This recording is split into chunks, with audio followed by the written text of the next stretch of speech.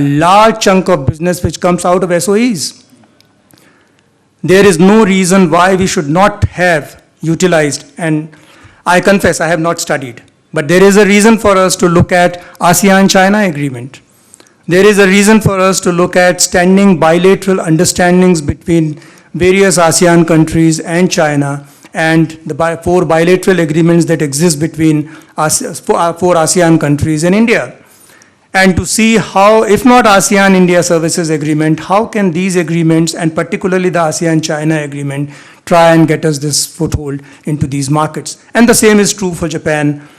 The exactitude of standards in Japan, the exactitude of standards, and the fact that Korea is competitive in many areas is necessary for us to be a trigger to look at how this ASEAN-India bonhomie can be used to find a foothold for India in these markets, in the third markets. I think this is a big challenge.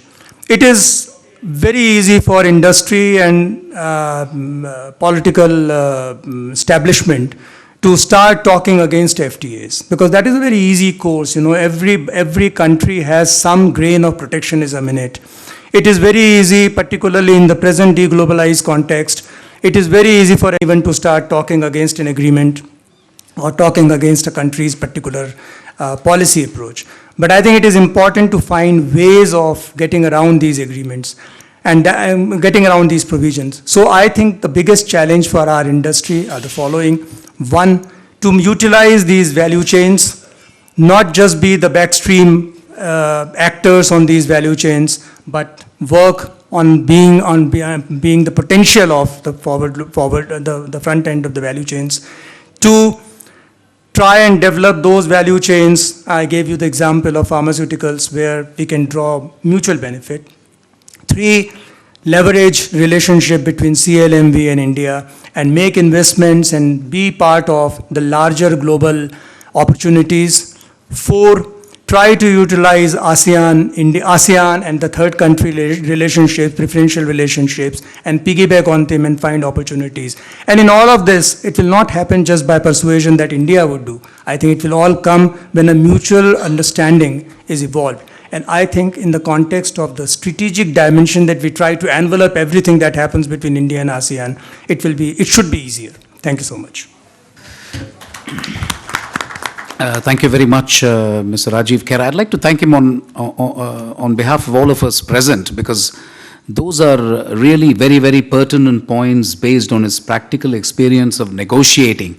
And for me, that should form a basis. Now, I'll just recapitulate some of the points he has made. One is connectivity, obviously. The problem I have with the connectivity is the dismal record that we have of implementing connectivity projects. That's an issue. I can be frank, I don't think the Times of India or Hindustan Times is present in the room, so I can speak frankly. 2006 is when, as Joint Secretary, I signed 6 MOUs with the Vice Minister of Transport of Myanmar on Kaladan. And we are still talking about it. It's 80-90% implemented, but 10-15% not. So there is this issue of implementation record. There is also the issue of finding resources, by the way. Financial resources, that you will agree is an enormous task for a country like India, to find the resources. And then if you see that if you don't have connectivity, then your value chain association becomes a problem. We are into the classic scenario of chicken and egg. You don't have one, you don't have the other, and you don't know where to start. So this is but my conclusion from the valuable remarks made by Mr. Rajiv Kher is the following. And I look at ASEAN friends for that. I get this feeling, and I leave it to you to kind of refute what I'm about to say, and I speak again with candor, but I trust you and therefore I speak. I think it is fundamentally unsustainable the way it is now. We are not deriving much benefit. He is absolutely right. I think we should make an effort, and I will be the first to apportion quite a bit of blame to our industry. Right from the Uruguay round time, I have been doing that. Textile quotas were eliminated on the grounds that the textile industry said we will take over the world. And now we are having trouble competing with you-know-who. So let me not go down that route. But I'm saying there is a fair bit of blame that we can take as well. But I think our ASEAN friends should sit up and take notice because, the services aspect was the fundamental part of the bargain for India. We were giving in on the goods agreement so we would get something in return. If that is not happening, then I'm afraid people will start to question. And as I said, for me, as an ex-diplomat, the worry I have is that economics and trade and investment has to underpin the strategic expansion of our relationship. Otherwise, it won't go. Guys like me will start talking big words, but if you don't have the economics, trade and investment at least catching up, if not driving it, I think we will have a problem. So let me now request another of my former colleagues and ex-ambassador. He's got enormous experience in the ASEAN region. So Ambassador Biren Nanda, if I can request you for your remarks, please. Yes. I'd like to begin with stating, I think, two reasonable assumptions. First, that both India and ASEAN have converging strategic visions. And second, that India's economic engagement with the ASEAN underpins its strategic partnership with the ASEAN. I think this is very important that we are committed to these basic principles because that is the very foundation of a strategic economic relationship. India's journey from a planned economy to a liberalized one was undertaken in parallel with its developing strategic partnership with the ASEAN. In fact, India signed its first FTA with Singapore in 2005. Subsequently, India signed bilateral FTAs with Japan, Korea, Malaysia, and the ASEAN.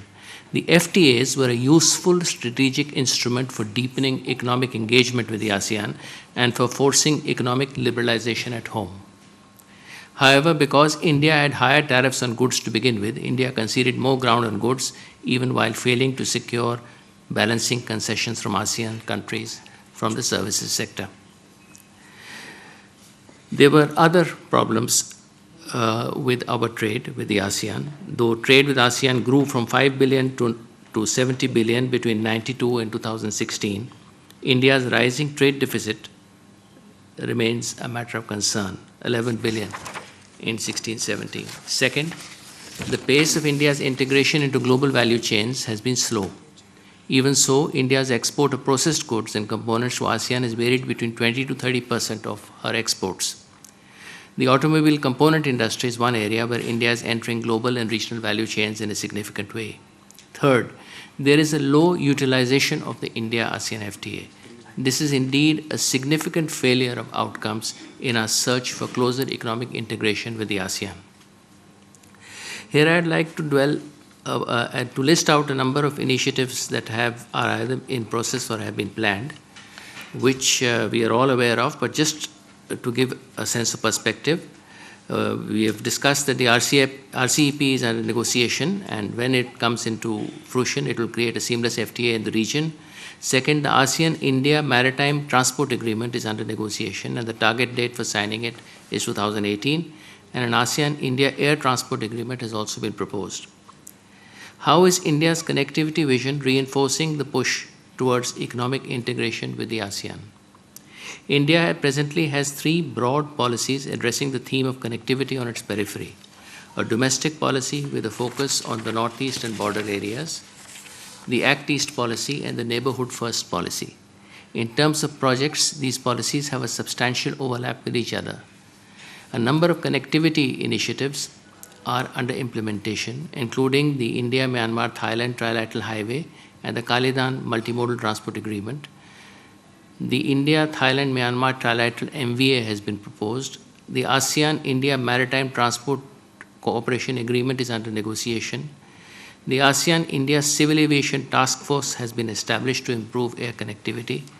To encourage cooperation in connectivity, India has set up a 1 billion special facility to assist projects in physical and digital connectivity.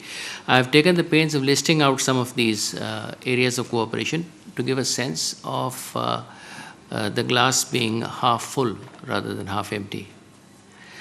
Besides this, there has been a widening scope of India-ASEAN economic cooperation. Over time, India has widened its economic engagement with the ASEAN to cover a range of sectors, including tourism, agriculture, forestry, food security, environment, renewable energy, telecom, science and technology, and IT. ASEAN and India have also worked on enhancing private sector engagement.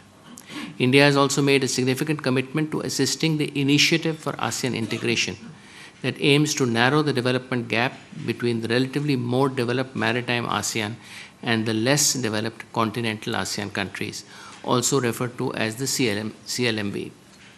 Indeed, human resource training, whether in India under the ITEC program or through specialized institutions set up in CMLV countries, has been our strength in overseas assistance programs. What are the prospects for the future? The importance of India's economic engagement with the ASEAN cannot be overstated. It remains an important foundation of our strategic ties. We have made substantial progress over the past 2 decades and have a number of significant initiatives in the pipeline. Yet clearly, much remains to be done to achieve the true potential of the partnership. What challenges do we face as we move ahead? First, a complicating factor is the pushback against globalization and the potential for the rise of protectionism. Second, a major stumbling block is China's mercantilist and predatory attitude toward trade and investments. This becomes a stumbling block in regional trade negotiations like the RCEP. Third, while we all recognize ASEAN centrality and the considerable achievements of the grouping, it is an undeniable fact that ASEAN unity on the South China Sea issue has crumbled since 2012. The failure of ASEAN to present a united front in the face of challenges to territorial integrity reflects the rise of geopolitics and the decline of geoeconomics in the region. And it challenges the idea that ASEAN is central to the regional security architecture in East Asia. As individual ASEAN countries take sides in the emerging great game in East Asia, this puts efforts at regional economic integration at risk in the future. Thank you. Thank you very much, Ambassador Biren Nanda. I think my major takeaway from Ambassador Nanda's remarks is that the glass is half full. No surprise there, but I think he gave a number of arguments to support this contention. To the best of my knowledge, there is only one Filipino in the room. He's sitting to my right, and that is Dr. Carlos Tabunda. He heads the ASEAN Studies Center. And for those of you who were not there in the forenoon, a proposal has been made that there is the opportunity is ripe to have an ASEAN Center or ASEAN Institute in Delhi. So I'm looking at some people who may be inclined to take up the job or who may want to find the resources and who have the inclination. It was identified as a ready-made opportunity waiting to happen. So I would throw that in front of everyone here. But Dr. Carlos Tabunda, you have the floor. If the opportunity will be open to a Filipino, then I will talk to my wife. Okay, before anything else, I would like to thank the organizers of this forum, particularly Dr. Prabirde, who invited me to come to India. Actually, this is my first time in your beautiful country. Forgive me if I will enumerate some figures, which I consider as actually, these are underachievements more than achievements between ASEAN and India relations. Okay, last November, we mounted the ASEAN-India Forum in Manila. It was organized by my center, the ASEAN Studies Center, the Eagle Broadcasting Company, and the ASEAN Center in RIS here. Okay. So it was quite a successful event, and we focused more on India-Philippine relations. And in that forum, we had come to many realizations that there is much catching up to do in order to promote bilateral relations between India and the Philippines. Okay, actually, I prepared a PowerPoint presentation. Okay, if you ask an ordinary Filipino about his impressions on India-Philippine relations, the first thing that would come to mind is the 5-6. 5-6. It is an informal credit practice where small Indian financiers lend money at rather usurious rates. For every 5 peso lent, you have to pay 6 pesos every month, or equivalent to 20 pesos a month, or 240% interest rate a year. Am I right here? Or 1,200. So the small Indian financier lend to micro-entrepreneurs who sell various food and consumer items in many urban areas in the Philippines. The practice might be unpopular. In fact, our president, Rodrigo Duterte, at one time, he declared that he would stop this unlawful practice. but rather unsuccessfully, since no viable alternative has been provided by the Philippine government to give credit assistance to countless small businessmen in my country.